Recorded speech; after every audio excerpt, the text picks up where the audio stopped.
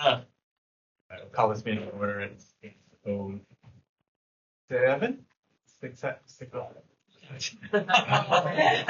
We're leaving that 2025.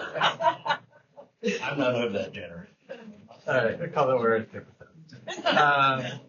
And first thing, we did not take any action during closed session, and the Pledge of Allegiance, right? Allegiance to the flag of the United States of America and to the republic for which it stands, one nation, under God, indivisible, with liberty and justice for all. So we move on to tell us something good. Okay. So this month is School Board Recognition Month. And so that's why you have a little bit of district swag. For everybody who doesn't know, school districts have the opportunity to provide some compensation for boards, whether it's in the form of a monthly stipend, insurance benefits, in order to allow them to have some compensation for their service to the district.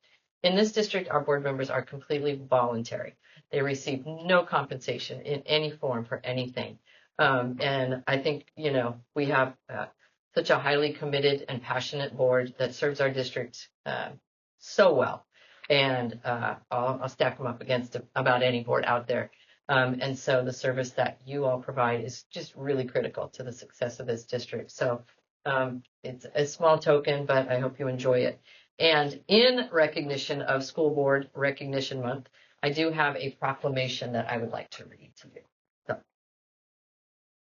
whereas an excellent public education system is vital to the quality of life for all California citizens and communities, and whereas Board of Education members are committed to children, believe that all children can be successful learners, and that the best education is tailored to the individual needs of the child, and whereas Board of Education members continue to advocate to best serve the children in our community each and every day. And whereas our public education system has faced unprecedented circumstances these past 5 years as a result of the COVID-19 pandemic and resulting learning loss. And whereas our local Board of Education continues to act to ensure children's academic, social, emotional, physical, and mental health needs are met so they can become their best selves. And whereas Board of Education members work closely with parents, school staff, educational professionals, and other community members to create the healthiest environments possible where all students can thrive.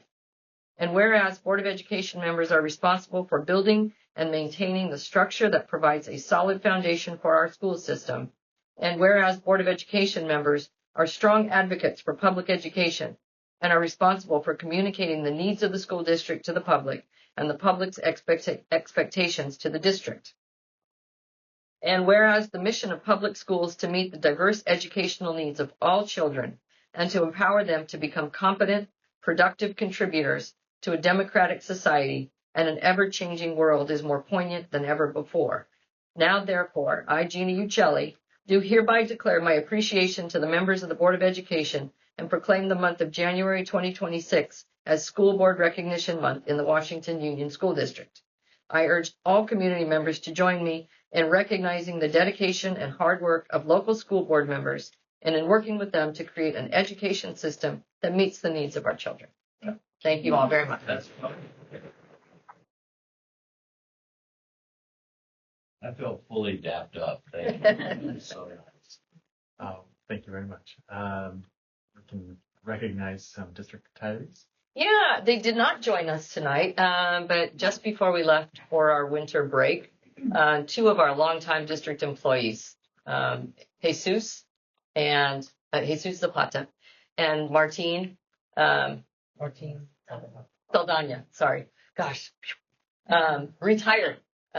Jesus after 29 years in the district, and Martin was 25. So yeah, they have served this district with dedication and care and compassion. Martin drove bus his entire tenure in the district. Jesus took such amazing care of our facilities over time. He was the head custodian. He started as a night custodian at San Benancho, moved into the head custodian position, and then became the custodian in charge of maintenance and general maintenance and landscaping. So we lost two good ones who really were amazing, and so we're still trying to find replacements. The positions are open. No takers just yet, so we'll keep you updated on that. But we did invite them. We'll recognize them in the spring when we do our end of the year celebration with our staff. We'll recognize them hopefully get them to the classified barbecue. But I did want to publicly recognize them for their service. Yeah, I would like to as well. They both provided, they always did good care. These guys are old school, go the extra mile. Yeah. Their Yes. temperament, they also provided comedic relief, Yes. right? Which Time is to time. super necessary. Yes. Yep. Yep. Yeah, they weren't scared of nothing, and I got so much grief from Jesus. It was just great. I enjoyed every bit Yeah. of that. Oh yeah. And he always treated my kids with the utmost respect and care, and always so you had another set of eyes on here in the property. You knew it was well taken care of. So they were more than the title. Yeah. And they're both so critical. Both excellent barbecuers, and they got mad skills. Jesus has, he's got a great gig and a lot of skills. So they're both going to do well, and we'll hopefully get to congratulate them in person. But outstanding people. Now joke is to mow the grass. Yeah. And All right. So thank you to those guys. It's Yes. going to be hard to replace. Yes. So let's do organizational updates. I have nothing since the last meeting. Thank you.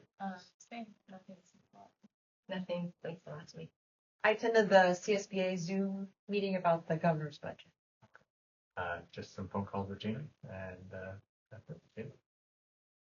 So I've been, since the last meeting working on the transition plan based on the board's decision. I attended my monthly superintendent's advisory council meeting, my monthly superintendent's council meeting at Monterey County Office of Education. I've been meeting with teachers. I met with GTA to discuss the phase out plans. I attended the winter concert and the TK winter concert. I attended a meeting of direct service districts. I met with all of you in the time between the December 10th and December 17th meetings. I got to attend the Toro's Got Talent, the second grade version, I believe, the one I attended. And then on the day that we came back on our teacher work day last week, the admin team and I served a pancake breakfast to all of our teachers before the teacher work day, and it was really fun. And I thought it went great. Yeah, same on pancake breakfast. I thought it was super fun. It was a really good time. I just outside of our normal staff meetings, special education staff meetings, a couple things that we had that we did the elves right before break that visited Washington Union and Toro Park, which is always fun for the students over there. I went to also with Gina to the second grade Toro's Got Talent performance, and it was very exciting, very cool. Our sixth grade class went to the Egyptian Museum last week. We have a flag football tournament going on. Mr. Hogan can talk about. Tomorrow I'll be presenting to all the eighth grade classes for graduation requirements. So doing a short presentation to all the students about what's required to partake in graduation activities at the end of the year. We also have our spelling bee tomorrow for anybody that would like to come. I have two invites for you. Number one is spelling bee. If anybody wants to join tomorrow, it's shortly after 2:00. We'll start in the MPR. And then the second invite I have for you is for our Science Fair Expo. I hope you're coming. Jennifer told me that you're coming. So the students will be in different parts of the campus, and they'll be presenting proposals for the science fair. There's a guide that if anybody does come, anybody here is welcome. We've opened it out to any public people that would like to come. There's a guide for anybody that joins, like a questioning guide for students. It's available. Our teachers put it together. It's gonna be really cool. We did it last year, and it was really successful. So. And the last thing that I have is trimester progress reports also come out on Friday. When is the expo thing? Oh, sorry, 11:45 on Friday. Yeah. Sorry, Adam.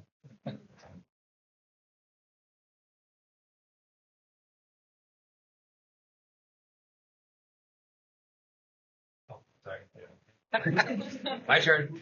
I worked with Monterey Computer Corporation, our new IT service provider, and completed our transition over to their system. And we're working on a quote and a timeline for infrastructure updates, including new switches, battery backups for our MDFs and IDFs. And then they're kind of putting a proposal together to look at keeping our at least our main office phone up in a power outage and to be able to receive calls. We hosted the very successful talent show. So successful, like we had over 40 students sharing their talents. We had to split it into 2 separate shows to accommodate all of the talent. There was singing, dancing, magic. We had skits, comedy, but they had a lot of fun. It was adorable. I attended the TK winter performance. And so like a huge shout out to the TK team, Ms. El Cairo, Ms. Myrick, Ms. Ochenero, Ms. Felix for organizing that. It was great to see. I think they called them the little angels. Yeah. They were little angels. And just we had plenty of winter celebrations before the break that the families put together for the students at Toro Park. And I'm always amazed at how like so much energy and effort goes into these celebrations for the students. So it's neat to see them kind of wrap up the calendar year with those. I met with Regen and the Blue Strike team again to kind of transition to food waste recycling at Toro Park. So we're going to try and get a green team going with 3rd grade students that will help kind of sort the waste and the recycling and compostable things and then trash. So that by the end of January, we hope to get that up and running. And then the new playground's almost complete. I went to the winter concert. All of our finalists who went to the county spelling bee placed 7th. They got out on the camouflage. That was the word that got them. So that was fortunate. We had a really great spirit week. I've been hosting lots of SSTs. We had our school site council meeting last week. My students got bused to Toro for the holiday shop, so that was kind of interesting and fun for them. Thank you to all the volunteers as well. We had a pizza day. I helped out with the pancake breakfast, and then this month for our docent, they're doing beautiful watercolor painting. They look really great. Thank you very much. So GTA. Just the superintendent's advisory on Monday. I will say one thing about the flag football championship. It's on the 6th of February. If anyone wants to join, it'll be at the end of the day. So add that on there, but not much from GTK. And TCA. Actually, we have a lot. I'm happy to announce that we have finally received our tax ID number, which is fantastic. We opened our bank account, which is even better. We had a fabulous December holiday meeting. We included everybody. We had games. There was food. It was absolutely fantastic. It was nice to see everybody there. I've had 2 regional presidency meetings. Lots of fun those are. Makes me feel really good again, I should say, about our district. I was obviously at the December 17th meeting. We talked about saying goodbye to some long-term employees, which, it happens. We extend everything to them. I'm going to miss them quite a bit, especially, like I said, the snakes and the... Gerardo, you're up. Actually, that's exactly what I told him. Yeah. But the videos, this is exactly how he picks up. So we've had a couple new hires in the classified position, both at Toro and San Venancio. And at this point, we're waiting for some information from the district about our basic aid and how we're going to move along, what the model is going to look like for our classified unit. That way I can bring it back. Right now, it looks like myself, Gina, and our labor relations rep will be able to meet next week right before my meeting so I can give them some information, which will be super. I know they're all kind of chomping at the bit. Other than that, we're going to continue to have our meetings on the 3rd Tuesday of every month. And the only thing that's different is that we've changed to San Venancio. Thank you, Mr. Carlando, for allowing that. I don't know if I told him it was continual, but he let us have the Christmas one, so thank you. We'll be in room 5 at 6 o'clock every 3rd Tuesday. So that's about it. And start. So just to kind of piggyback off the science, we're doing a science fair and it's going to be held on the 23rd. The 22nd, we will have the students drop off their different projects and so forth. And then they'll be doing the judging in the evening time.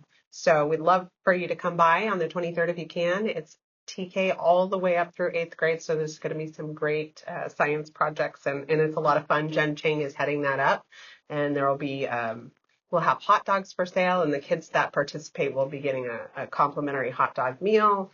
And we're just encouraging families to come out, even if they don't participate, and just check everything out. So that is going to be from 5:30 to 7 o'clock. So the NPR here. yes, right over here. And so we'll be there and hope to see you there. And then the next thing that I would like to just discuss is we are trying to figure out our spring event. Normally we do a big gala, as a lot of you have attended in the past. And unfortunately, the cost of having it at a venue is it's gotten a little bit out of hand to where we feel uncomfortable charging more than what we've been charging for the tickets for our families. So we had that conversation with Gina, and she had discussed the possibility of maybe allowing us to have our event in the gym, and that there would be some opportunities possibly to, have the adults there and hold it with, beverages and so forth as we would normally do, as long as there's no students on premise. And that would be a huge help to us to be able to hold it at a facility that we are not having to pay a large amount of money. We did that before too, so Yeah. that's good. I mean, So- whatever it takes, because man, the events are like a couple grand. It gets really expensive, and really what it is the plates. The cost of the food is really high. So it's really becoming challenging for us, and then it dips into what we can make for the school. So, and if you've attended our events in the last 5 or 6 years, we hold a really nice event, and the families are very, responsible, and, they know it's a family, it's a school event, so it's held well. So I really hope that you'll consider that and allow that to happen for us, Gina. Yeah, we do have a board, I believe it's board policy 1330, to use the school facilities. And so, as you all know, alcoholic beverages are not allowed on school grounds. However, if it's done with the approval of the superintendent, there are no students on campus, and the appropriate permits are acquired by the organization, all the liability and all that is satisfied. We do have that flexibility to be able to allow it. So as I read the board policy, it doesn't require board approval, but obviously I would include you in all of those discussions if that's something we're going to consider. I think these are, we're sort of in this extraordinary time. We're in a period of flux. We're in a period of transition. And so I feel like anything that we can do to support the organization to help them put on an event that's going to help them do good for our kids. This might be the opportunity that where we take advantage of that board policy. So are you going to put that on the future agenda, or how does that work moving forward? As I said, it doesn't, according to our policy, it's just approval of the superintendent, but I wanted to bring it here so you're aware of it. If there's any objection, now would be the time to assert that objection. And if there's, any reluctance in moving forward with that, otherwise I'd like to work with them to make that happen. I'll send anything wrong with that. Okay, great. Thank you. Thank you very much. All right, and I'm not forgetting anybody, right? That's everybody. Yep. Sorry, first time. All right. Community input. So we have this opportunity for items that are not on the agenda, and members of the public can relate. Do you have any cards, John? No. Okay. In that case, correspondence. We received a letter from a parent that I have given copies to all of you. We also received a letter from a student, and we all have copies. It will go into the record. So when I publish the minutes, I will attach it to the minutes so that it's made available. And then in addition, we received notification from the Bright Futures organization that 2 of our schools in the district have, through their performance on the standardized testing last spring, we have some met conditions for closing the equity gap in a couple of different spots. So at Washington Union, they're going to be recognized for closing the equity gap in reading. And at San Bernardino, they'll be recognized for closing the equity gap in middle school math. So as we're learning more about it, it's tied to the performance of our subgroups and their performance on the CASP. So Joe and Lily and I have been invited to a reception in February, where it'll be a celebration of all county schools and schools that have closed that equity gap in various areas will be recognized. So the 2 schools will be recognized at that. Yeah. So do you guys that we're like, so you said like a subgroup, and then you've got the average for the school, so it's within 5% of. It's taken, so there's a standard, and as you know, there's the color wheel, Yeah. red, orange, yellow, green, blue. So in reading, the Hispanic subgroup reached green, and they improved by a couple of percentage points.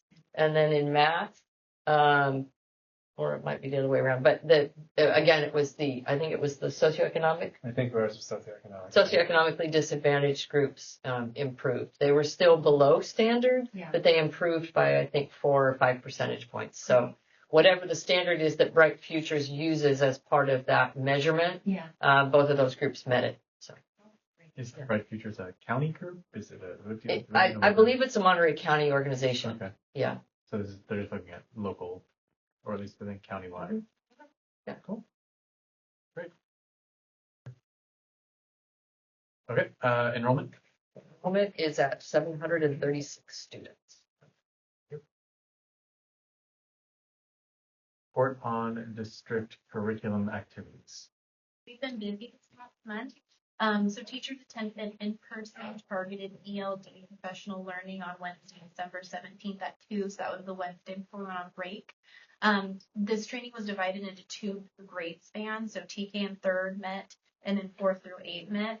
And so during the session, the presenter went over practical strategies to use to enhance the learning occurring and how to meet the needs of our AL students. And then when teachers came back from break, on top of the delicious pancakes, 2 days later, they had science training. And Joe had a great idea to have the training in the science lab, which was really cool. So we had all the TK through 5th teachers and then the San Bernardino science teachers attend this training. And it really was a deep dive into our science standards. So that's what her slideshow was based on. And then the next day I sent out previously for teachers to sign up to have this STEAM coordinator come and teach in their classroom. So the 7th was a PD day, and then the 8th was someone would come in and teach lessons for them, and it was really cool. So for example, one of the teachers at my school signed up, and they did a water temperature experiment, and it was really cool. I'm sorry, who led the class? It's a STEAM coordinator from MCOE. MCOE, yeah. And we had a lot of really positivity come from this, so they're actually going to come in February again and do another push-in day. That's a good idea. Yeah. And I like putting it in the aligned venue too. That's a smart idea. All right. Report on California Department of Education's 2025 dashboard for Washington Union School District.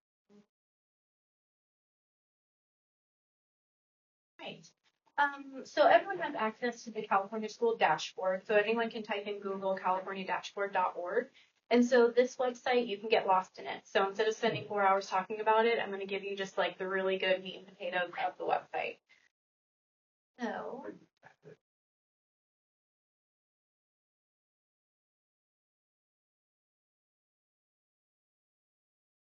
Okay. So on our census day in October, they take a screenshot or a snapshot of our district. So this was last year's data. So last year on the 1st of October, we served TK through 8th. Our enrollment on that date was 756 students. We had a 10.8% percentage rate in our student population of socioeconomically disadvantaged students. And then our English language learners is 2.5%. So what I did was, if you go on the district dashboard, this is our district as a whole. And I felt like this wasn't a very good snapshot on our schools because I think each school has their positives and areas of growth. And so district-wide, you can see our chronic absenteeism is in the yellow. Our suspension rate is in the orange. ELs are not listed because we actually have less than 30. So if there's ever a student subgroup of 30 as a district, it won't be populated. And what I like about the California dashboard is they really took into consideration student confidentiality. So as I go through this presentation, you will see there are some that might just be grayed out, and that's because at each school site, there's less than 11 kids who meet that group. Okay. Graduation rate, we don't have one because we're not a high school. Same with the college and career readiness. We are not a high school, so we wouldn't have that data. Our English language arts is in the green, our math is in the green, and our science is in the green. And the way this is calculated is it takes in consideration 2 years. So it not only is last year's CAST data, it's also comparing it to the year before as well. And so our students score very high on this CAST report as it is. So this is showing that our students are maintaining at or reaching a high level. If you see any blue areas, which you will see, that means that not only did our students meet grade level, they actually improved on top of it. And it's really great because our school district just scores so high, and it's great to see some blue too, because that means we're just really rocking. So to break it down, I did it by school site. So this is Toro Park. So as you can see, the chronic absenteeism did shift a little bit. The suspension rate is in blue because in TK through 3rd you cannot suspend, which is great. So great job, Mike. Yeah, this is fantastic. English learners, there's not enough to populate. Graduation rate, again, we're not a high school. I'm not a high school. Our English language arts was in blue because as you saw in our CAST report 2 months ago, 3rd grade just rocked it. So that's why they're in blue because they did increase, which is great job. Great job, Ms. Gowen. And for science, 3rd grade does not take science. So student population at Toro Park, there's 341 on that October census date. There's 10.6% who are socioeconomically disadvantaged. We had a 3.2% English learners, and we had 0% foster youth. So for academic performance, as you can see, we're in the blue and bold, which is fantastic. And what's really interesting, and you can really do a deep dive, is if you go on the website, you actually can click more details, and it shows you the different subgroups. And so I wrote those down for you because I thought you might be curious. And so each of these different subgroups that you see, they have different ones. So there's white students, African American, American Indian, Asian, English learners, Hispanic, 2 or more races, socioeconomically disadvantaged, or students with disabilities. And the reason you only see 1 here is because in 3rd grade, it's a small group because you don't have a whole lot of kids that you're working with. And that group, there's not more than 11 in each of those subgroups. Okay. So academic engagement, so chronic absenteeism, it's in orange at Toro Park. And then again, if you were to go into the dashboard, you could click in and see which groups are scoring more at a higher level for meaning less chronic absenteeism. And then we have 2 groups who are actually not meeting that benchmark for chronic absenteeism. Which ones are they? Say that again. Which ones are they? You have to go to the website. Oh, you have to go to the website. Oh. Yeah. I can give you that next time if you'd like. All right. And then, like I said, at Mike's school, there are not any suspensions, which is great. So at Washington, we really are honing in on chronic absenteeism, which is great. So I'd like to give a shout out to my team. We are in the blue, which is wonderful.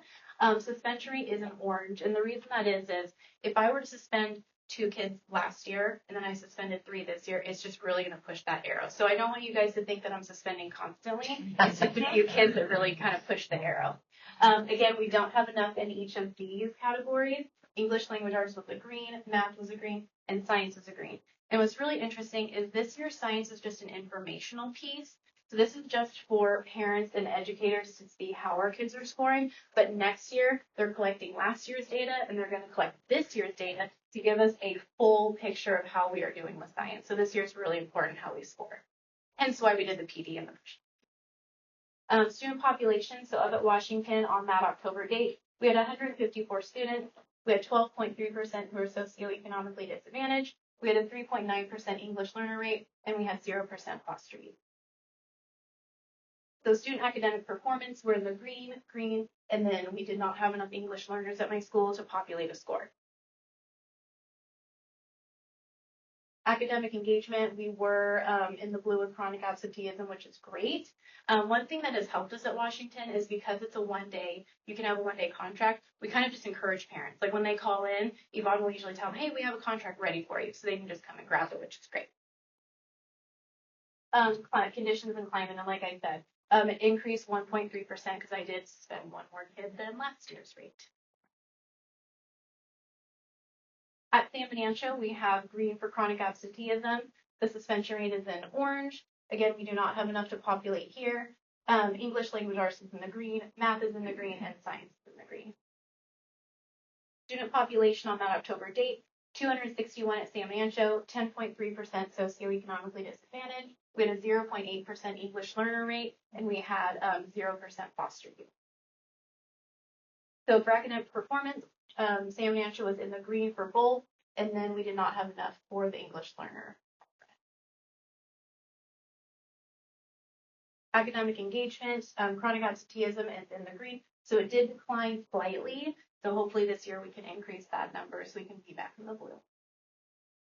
And lastly, for suspension, there was an increase in 3% at Sam Ancho. Are there any questions about the California? And again, you can spend hours on this website. I've been there. Yeah, and what's cool is you can compare different school districts or different school sites, so it's really, really cool. Yeah. It's interesting. You should click on some other districts in Yeah. Monterey County. I do. It'll show you the stark differential. Yeah. And what's nice is if you go on, you actually can click on the state, and we're always way above the state average, which is really great. So I think the work we're doing is really wonderful in the district. Good job, teachers, and thanks for the report.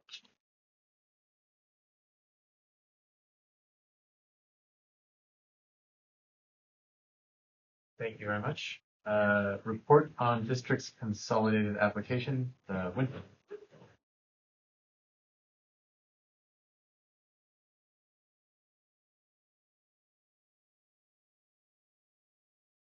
So this is just a summary of our consolidated application with title dollars that the district will be receiving for the 25-26 school year. And so it's a collection of three kind of pots of money. Title I dollars are awarded for districts to support students that typically are low income or socioeconomically disadvantaged, to kind of give them equal opportunity to access the educational program. So for this academic year, we'll be receiving $35,937 based on population. Title II dollars are meant to go towards improving teacher and principal quality, professional development, those kind of things. Being pretty consistent, with previous years, $7,563. And Title IV, which they kind of expanded what we can use the money for. But as you can see, we're consistently getting $10,000 for that. But it's kind of a wide range of things. So anything that's STEAM related, arts, music, civics, they kind of expanded it to environmental education, foreign language instruction, after school programming. I mean, really, you can find the need within the district and use the money for it. Physical education, anti-bullying, internet safety, technology infrastructure. So it's there's no shortage of need for the $10,000. But just to give you kind of an idea of what we typically have spent those monies on, Title I dollars typically go to support staff members that can work with students directly. So teacher salaries, Title II dollars, professional development. We've used that for AXA memberships, which is kind of an administrative organization that provides professional development for school administrators. And then Title IV dollars typically go to support the wellness center funding at our school sites. And we have used it for access points and infrastructure upgrade, as well as our fitness grant subscription. And that's about it. This isn't really related to that specifically, but do you know what a household income would be to identify a student as socioeconomically disadvantaged? I don't. I mean, I could definitely get back to you, but I don't think I should look it up too, but I haven't. So yeah, I'm interested in what that means. 10% of our kids are there. Sure. Yeah, with that threshold, maybe. Yeah, I can do that.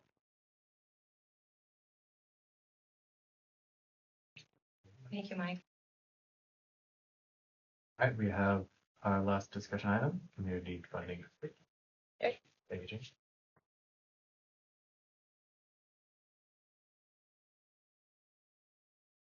So in talking with Adam and working through our monthly agendas, what we've decided to do is put a standing item on the agenda every month for the remainder of the school year, and I'll give you an update on the decision to transition to a community-funded district and the work that we're doing to manage that transition and what's been done in the ensuing months.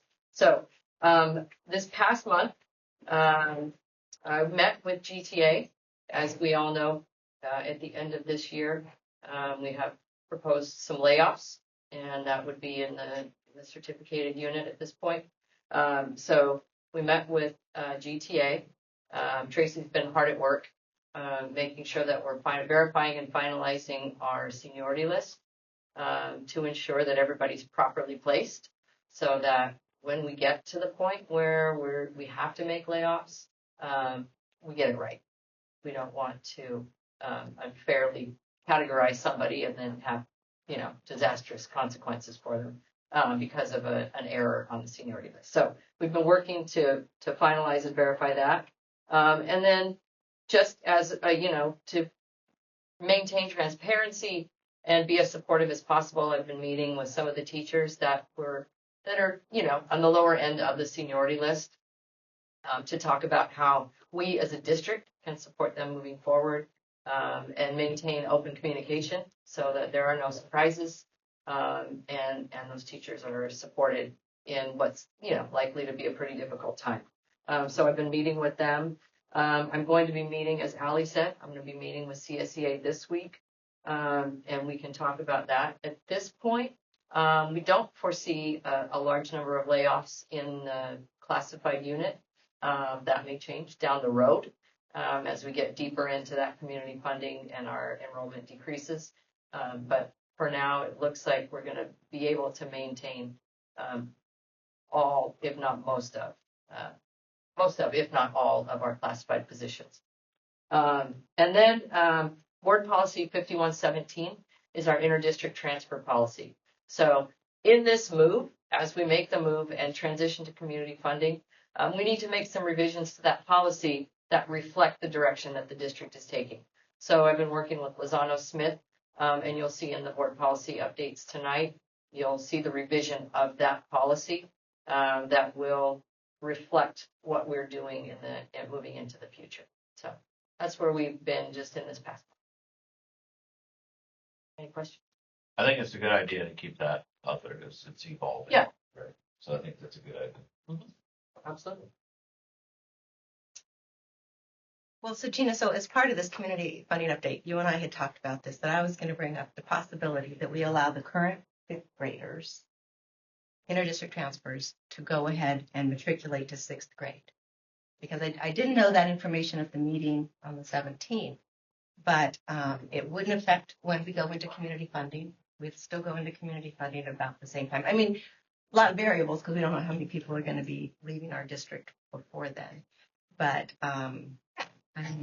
the point that Adam brought up, that these kids that are in fifth grade right now in 4 months, they'll be going on into a new sixth grade class. And if they're in Salina City Elementary, then they're going to be going to Washington Middle School, I think they call it, even though it's a junior high. There's 1,000 kids at that school.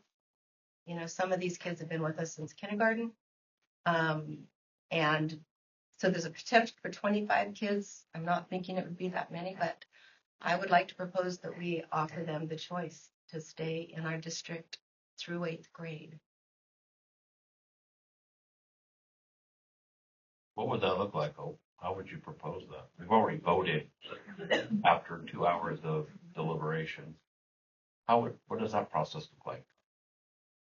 Well, we bring it back. I don't know if we have to have it as an information item or whether it can come back as an action item, but it would be basically that. Current fifth graders would be allowed to stay in. I mean, you had problems at the meeting, John, about contingencies.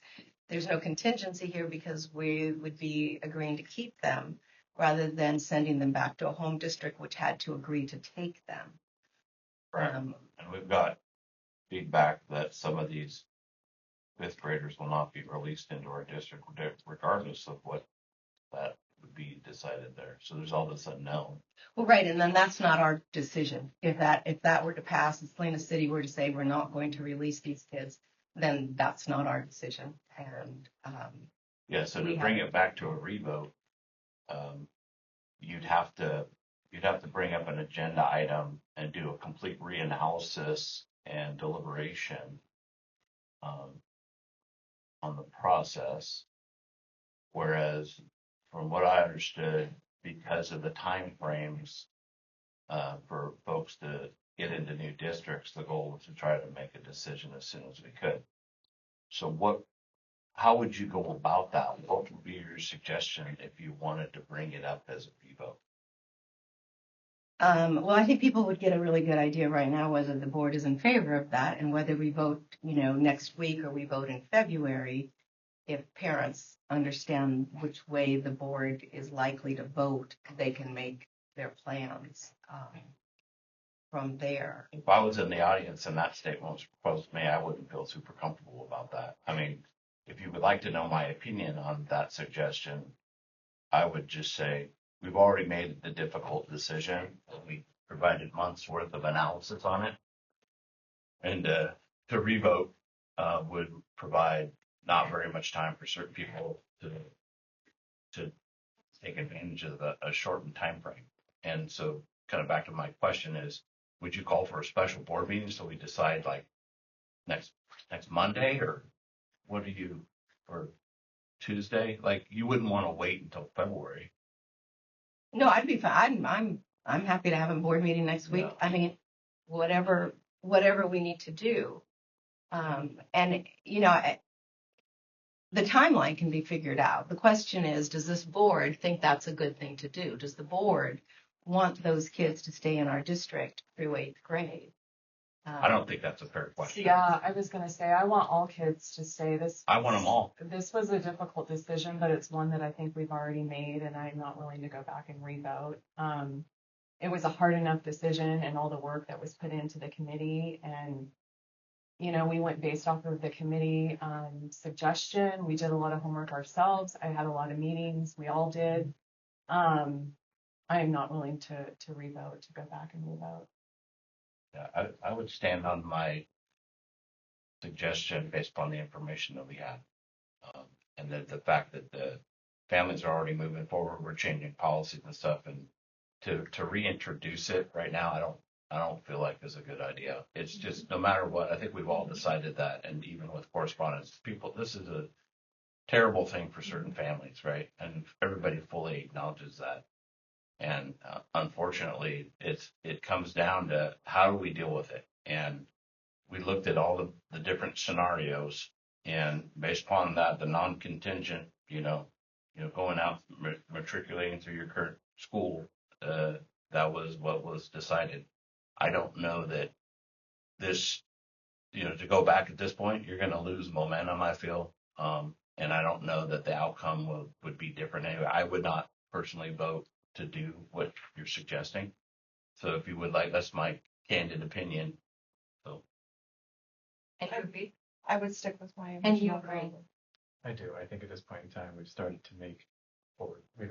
As a decision, as a board, we've made a decision. We should stick with it. There's 26 kids who are looking at either leaving the school in 4 months or potentially graduating from 8th grade with their classmates. What I remember from from that meeting, John, was that you said we don't have enough information, and we didn't have those contingency agreements in place, and we needed the contingency agreements in place.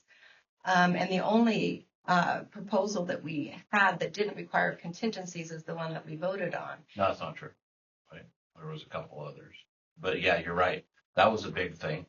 And I during the meeting, I think I suggested more than once that we defer till January. And I think your opinion was that we needed to decide on. That wasn't my opinion. That was Sarah and a couple. There was other opinions. Well, if I could insert, this is your decision, but just to clarify for the record, I think the discussion was going back to July when we started with our special board meeting, and we brought in Brett McFadden and we set a timeline. We agreed based on our formation of the committee, we needed to have a decision by December so that families could have the option to look at other schools, because if they're considering a private school option, January is when they had to apply. So the discussion at the time, because we originally were going to go through, I think, March before we made a decision. And the discussion at the time moved that timeline back because it needed to be done by December so families would have that opportunity in January. So we got to December 10th, and then we extended it to December 17th so that the board could consider the information that was provided and the recommendations that were provided by the committee, and then come back on the 17th to make their final decision.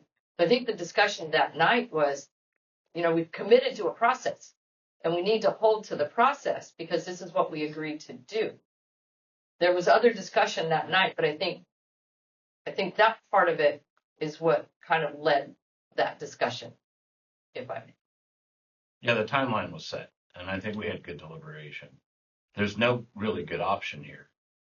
I think everyone's in agreement with that. We didn't take the strictest option.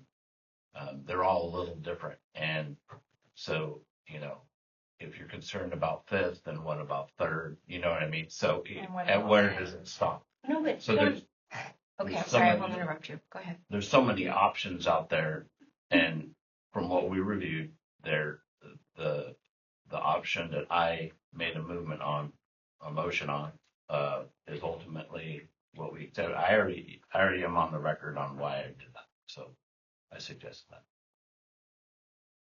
So Okay. Well, I mean, we said this whole process that we're going through is because we can't afford to continue taking in interdistrict transfers.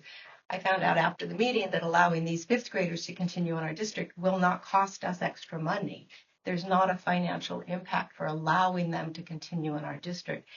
As somebody, as I've said on several occasions, who did move my children in the middle of their education, one in third grade and one in fifth grade, I'm sorry to say we made a decision, we're sticking with it. If it's not the best decision, then I don't know why we can't reconsider it. If you're telling me that's the best decision to kick these kids out now, then I would disagree with you. But is that what you're telling me?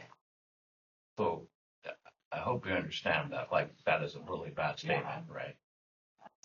I'll go on the record, it's dysfunctional in every situation. And as far as the process and it going to grade span, that one seemed to make the most sense from staffing, how kids were affected. It kept a bigger gamut. So you're focusing on fifth. So using your logic, I don't mean to be rude, but you don't care about the third graders. I'm sorry about that. I do though. You see what I'm saying? There's the fallacy in that logic. And then for you to say I don't care about them, that's a mistruth. So I just want to make sure we're clear on that. And I realize, Hope, you have a giant heart, and I get it. I do too. But based upon where we're at, I'm sticking with my decision, right? But please don't say that. Just don't use terms like it's, kicking out would imply that, yes, we want to kick them out. The answer is no, we can't. We got to move on to a different process. So therefore, we can't transfer them. If you want to say you're kicking them out, it's like inflammatory. You know what I mean? And then you're saying that that's my opinion, and it's not. So I think we're clear now. And you'll know, I'll reiterate that I would not entertain, even if it's your opinion that you think that it may be a better idea, that would have been something to bring up last fall. And then I'm sorry, what would it? Your idea, independent of, because we all had ideas on different avenues to consider for funding and how staff and kids were affected, and they were all over the map. There was some more abrupt, and then there's a sprinkling of different analysis from letting everyone matriculate when that was proven to be a non-starter, and that would push us into state, they'd be governing us, right? And I think we already made the decision, hey, that would have been great, but we can't. So now we're trying to find middle ground, right? We did, and I understand you have your opinion. That's great. But don't try to project we don't care less. We do. And we had to make a tough decision. It's been done. And that's my opinion. Decision and I don't, yeah. I'm really listening to you and I'm trying to understand, but what I hear is that we made a decision. It was a hard decision. But beyond that, why wouldn't we let those fifth graders stay in our district? Why wouldn't we? Because we're moving on to a different funding mechanism. But who benefits from, okay, what is the plus and minuses of not allowing them to stay in our district? What is the minus if we allow them to stay in the district? It's not one thing. There's a funding mechanism. There is a staffing component to it. There's, hey, we're transitioning. If you have an interdistrict transfer, some people say, okay, I'm fine with that. So, there's some people may want a different avenue and like to stay. We've already talked about that, though. This is a situation where you can't just say, I'm only worried about fifth. That's what I'm trying to say on the logic. You can't just say, I really would like fifth, and then I say, well, I'd like you to do third or fourth. And we've looked at those options, and none of them are good, right? So we made a decision, and that's the reason we planned for 7 months or 8 months, starting back in April. We got brought back up in April, and we made a decision on that. So that's why I'm like, hear what you're saying, right? Okay, so But please don't project that we don't care or I don't care. no, I don't mean to project that. Well, I'm just really trying maybe to listen to the and thing hear. back. So I'm when not it comes to kicking the, anybody out. We made a decision based upon, unfortunately, the viability financially of our district, and there's some outcomes that are terrible. okay. So as far as the third graders go, if a third grade parent said, well, if you're letting the fifth graders stay, how about my third grader? My answer to that would be, then they go to Washington and they get, then they're in fourth grade and fifth grade, and you're still in the same problem. Now you got a fifth grader that you're going to have to put in sixth grade somewhere else and go to middle school. So if you leave in third grade, you've got a chance to make friends for 2 years before or 3 years before you go to middle school. So I feel for the third graders, but I think the third graders are in a different situation because they've got time to cement relationships before middle school. And I won't continue arguing with you, but I will ask Gina, what is the financial, the staffing ramifications if we did allow them to stay? Well, the financial ramifications would be fairly minimal because the enrollment would be maintained at a slightly higher level. It would not change layoffs.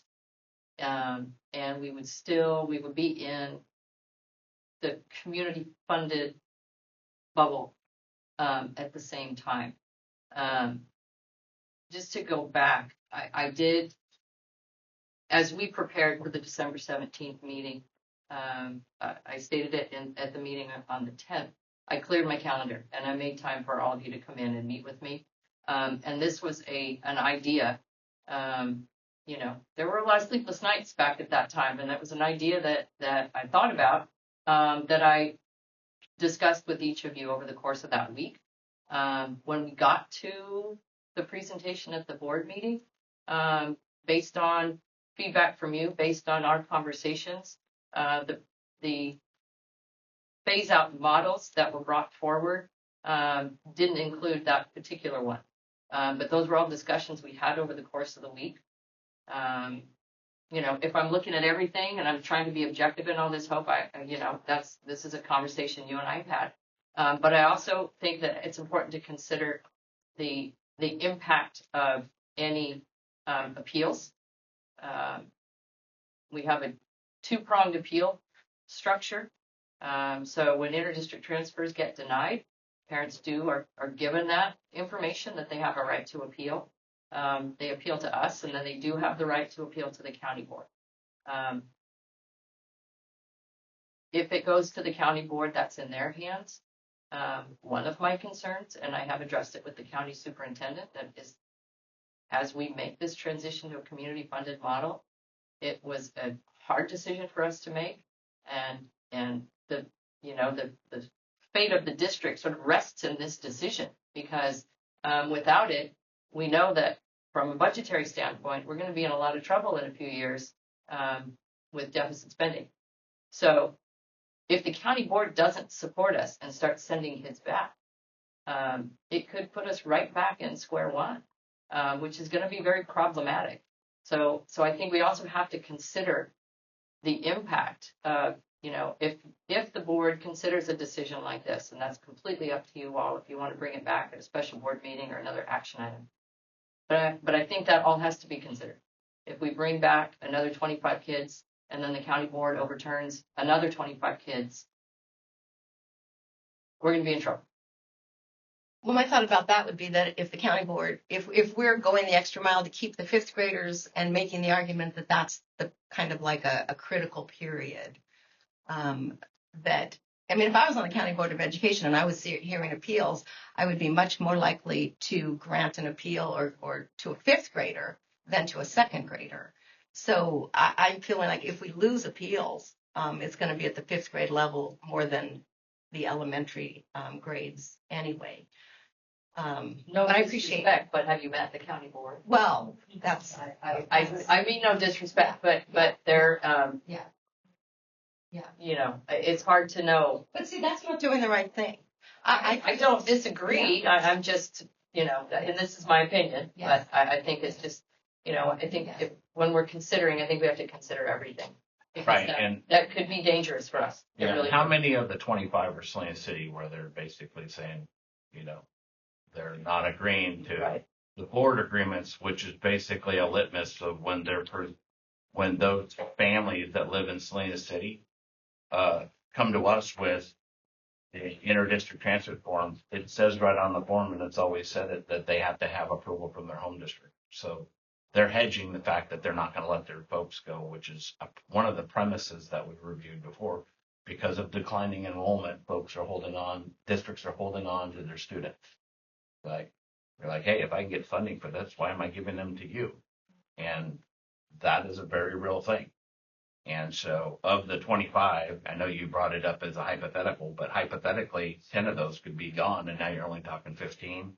So then you see what I mean? There's so many rabbit holes that we could go down about the analysis, And then you brought up about, the fifth grader would have to go to sixth and then go to Washington. Well, I lived that. I went to Mayberry Mission Park and then ended up at Washington. Boy, were my eyes open, I'll tell you that. So I already lived that. And I totally get it when people get moved. It's hard. I'm the youngest of six, and all my siblings got moved a lot. So I've lived that too. I understand that. I know there's a difficulty there. I don't know if it gets any better if you're in third or if you're in fifth. It's just bad always. And then back to, well, what about the third graders? I'm just running it through that because there's so many scenarios that we could look at, and I totally get where you're coming from, right? From an empathetic level, you totally, you're on point. Unfortunately, though, where we're headed, it's difficult no matter what. So if we backtrack right now, I feel like it's not going to be a valuable exercise. It's tough no matter what, and that's my opinion. One of the last pieces of business in terms of this particular phase that we're in is, once we've revised our policy, then this is the time of year when we start sending letters out to families. Are you coming back? So in this process, we'll have 3 different letters we'll have to send out. One will be to the students whose interdistrict transfer contracts are expiring, and they'll get a letter to that extent. Another will go to our current interdistrict students who will be able to remain because they haven't reached the highest grade level at the school in which they're at. And so we will let them know that we are going to renew, at least on our end, we'll be renewing. They still have to go through the process. They need to go back to their district of residence. Our form indicates that you have to renew annually. So they will go back to their district of residence, submit all the appropriate paperwork, and then on our end, once we receive that approved interdistrict transfer, we will renew for the students who haven't reached that highest grade level. And then we'll send out letters to our in-district families who will remain and get that information. I say that in this context because if this process were to play out and we were going to hold and try to figure something else out, pushes that that letter and that informational process. It pushes it down the line a little bit, which could be difficult if we're considering layoffs, and we don't know what our enrollment projections are. It could put us in a difficult spot as well. Something to consider. If you were to undertake something like this, it would have to be done very quickly. To summarize what I'm hearing here, it sounds like we are not all on the same place as to what we would have liked to have seen come out of the board meeting. I think we all have varying degrees of differences about what we would have preferred to see. I think myself, Hope, John, everybody got different ideas of what would have been their preferred outcome. But listening to other people's conversation, it feels like everybody's sort of is on the same, well, not everybody, but not everybody, sorry. The general gist of it is that the people want to continue the course with what we've already elected to do. Any other comments or additions to that? No. In that case, let's talk about action items. The fourth grade Gold Rush field trip. That's some happy news.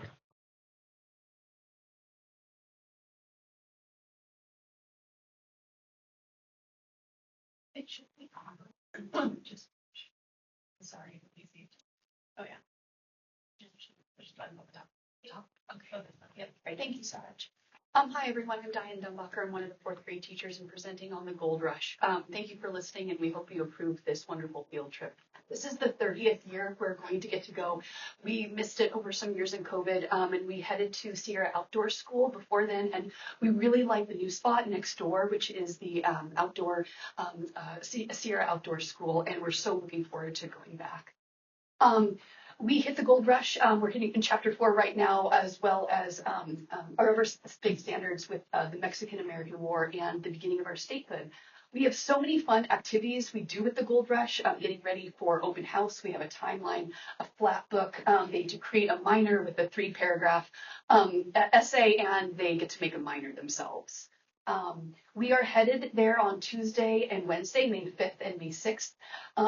We've rented 2 Discovery buses, the same as last year, with 3 great meetings to get everything in order. We've already, Mrs. Felt is in the helm of this one. She's put out the interest survey in December. We have currently 40 families interested in going, and hopefully more information will come, and we'll have about 95% going this year. We are going to have a Gold Rush assembly led by me and April, what to pack, and they get to pick their friends, and then we get to pick their groups.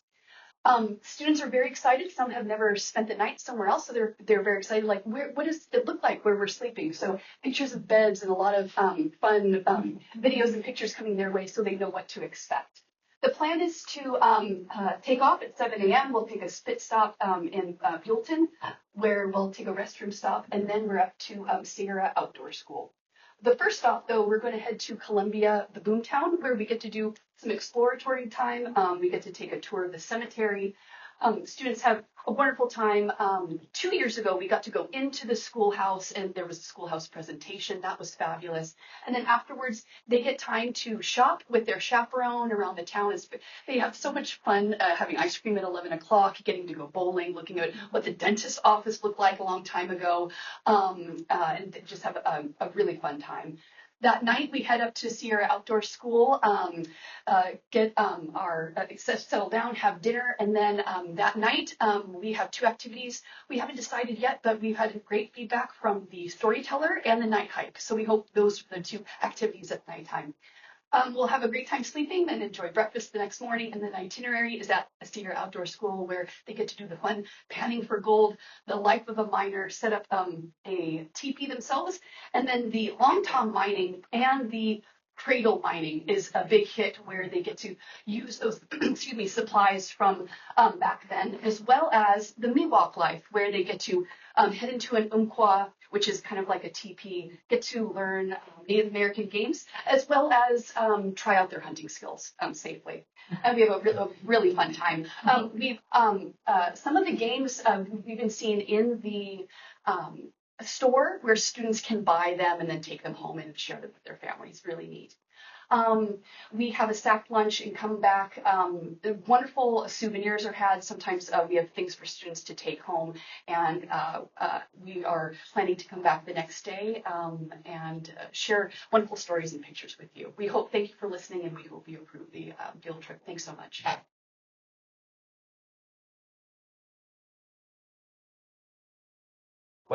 It's just above Sonora, and then kind of in between Twainhart and Sonora. Yes. Sultryville, over there. Yes. It's a nice place.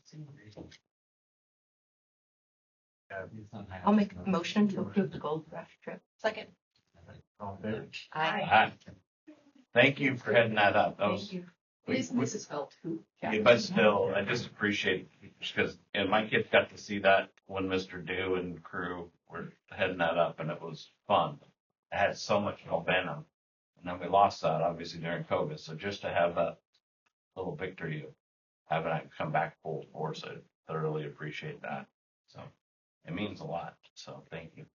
And you got all your chaperones you need. They used to do like drawings for that, back in the day. It was like part of We might Lottery. put up lottery. the feelers for a few more dads. We have a lot of moms, but yes, it looks like we have a lot of chaperone help Right. and volunteering. You're getting good So thank volunteers. you, yes. Excellent.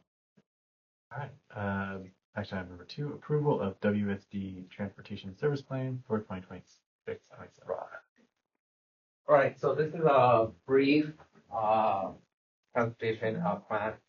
So this is actually for next year. So I'm projecting about 336,000 that we will be spending on transportation, give or take. So if we don't approve a plan, we don't get reimbursed about 60% from the state. So essentially, by passing this, and if we do spend about 336,000, we should be receiving about 199,000 back from the state. Essentially, they just want to know what we're planning on doing, how many routes we have, how many drivers, and that's what the plan's about. And I'm sure you guys are aware we are very short on drivers, so the plan is to get a few more drivers somehow, and we'll get reimbursed by the state if we find them. But I appreciate the time frame we got this time, the lead time that we got this time, this week. I do appreciate that as opposed to the night of, the night before. So we got a day to scramble. Just for curiosity's sake, how many drivers do we have? Like Right now we have 3 and myself. I'm driving the van, so if I take myself out, we only have 3 bus drivers, and we'll still need a van driver.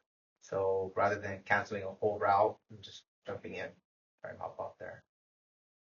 We have 3 drivers, and one of them is sick. That's one thing that I've been talking to Jay about earlier.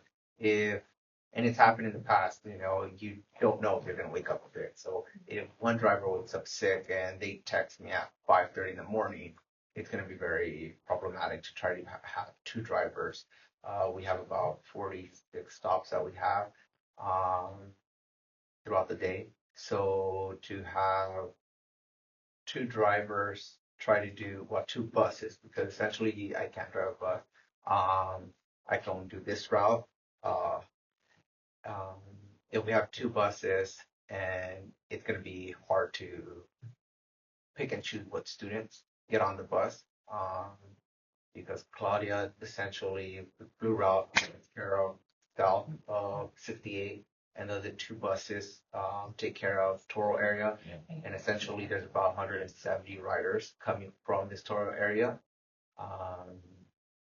and if we only pick up this area, then that area gets left behind, and if we send one over there and one over here, then half of the students get left behind over here, unless we do a lot of multiple things. So Jay and myself are gonna try to talk tomorrow to see if we can come up with a plan, like a plan B, if that were to ever happen, because I wouldn't want to send out a message at 6:30 in the morning saying, sorry, no transportation this morning.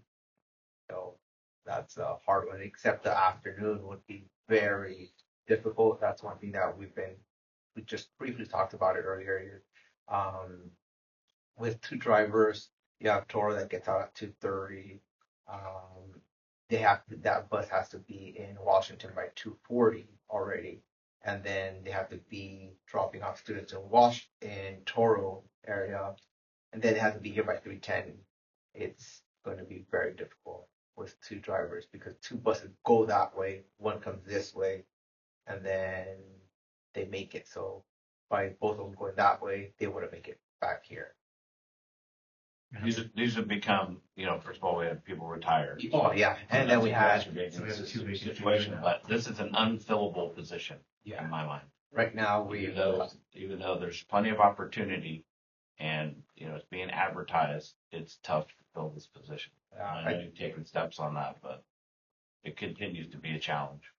I know we hardly we do post in joint, but this time we ended up posting in Indeed. Tracy posted that back in December, and still no applicants. Here and there, I'm like, Tracy, nope. You had some contact, correct? Yeah, we had a contact. Then they bail. Then last minute, right before, I think it was the day after the pancakes, I had Mike come in, and we were waiting there for like 30 minutes. He never showed up. No call back, no text. And then last week, Tracy found a really good applicant and called them, and then when I essentially told them they could come in for an interview, they essentially just said that they just had another offer. So most of this is just pay related. That's that individual, I don't know. It might have been pay related because he didn't even want to listen to coming in. So he said he was going somewhere else. I'm like, hard. So. I'll move to approve this so we can get some reimbursement. And all in favor? Aye. Aye. Thanks, Gerardo. And we have one board policy. One board policy, yeah. And that's 5117. So I want to move to approve that, but I need to make the revision on, I want to make the revision on the hours. Yeah, so we do have in this it allows for a student whose parent or guardian is employed by the district for a minimum of 20 hours per week is allowed to attend our schools. But in looking at our classified staff and our certificated staff is half or full time, everybody. Classified staff and time for me, we have a few positions that are less than 20 hours a week. And so I think, what I'd like for you to consider is, do we move it down so that at least within the positions we have in the district for our regular employees, it does cover all of our positions that we currently offer and have been offering. So we're not making any changes to anything other than this is what we have. I think that makes sense. I'd support that revision. Do we have to mark that up? Yeah, we'll just make a motion with the revision to however many hours you think is fair, and then pupils. That's proper threshold. I think it allows for more future support anyway. So I'll make the motion with the revision to update that to 15 hours. Okay. And I'll second that. Excuse me. Aye. And the consent agenda? Keeping in mind, we do have our school accountability report cards in there. So if you have any questions. Any questions about the contents of consent agenda? Pretty good job taking minutes last month. Thank you, Tracy. Thank you, Tracy. The one thing I was kind of confused about was the approval of agreement with Adaptive Physical Education Services. It was like for 2 hours. Is that just 2 hours flat? Is that No. 2 hours a month? Is it a week? Or? It's kind of a boilerplate right now because it depends on how many minutes they're going to be written into their IEP. So it won't be official until those minutes are written into their IEP. It's usually a weekly Okay. In the past, we've done it weekly. So yeah, they usually do 30 to 45 minutes weekly. So it could change based on that. The more important thing that I was looking at that was the hourly rate, right? It's $119 an hour, I think, for the APE services. And then we'll see what happens. They're just starting the assessment Friday. So I guess I was kind of like, what's adaptive PE? Is that something we can do ourselves? Do we need it? No, there's teachers that have special adaptive PE credentials that serve students with different needs for adaptive PE. A lot of times it's mobility. In this case, they're going to serve some of our special day students. So, any other questions? Thank you for bringing that up. So it's basically a work in progress. Yeah. Eventually, maybe T&M as needed. True. It just depends. Assessment starts Friday, so the assessor may determine they need more or less minutes depending on whatever factors he takes. Can't lock in. Yeah. Sounds good. Motion for the approval of consent agenda. I'll move. I'll second. Okay. All in favor? Aye. Okay. And we have future meeting dates and January 28th is strategic planning. Just around the corner. Yeah. And motion to adjourn. I'll move to adjourn. Second. All in favor? Aye. Aye. Aye.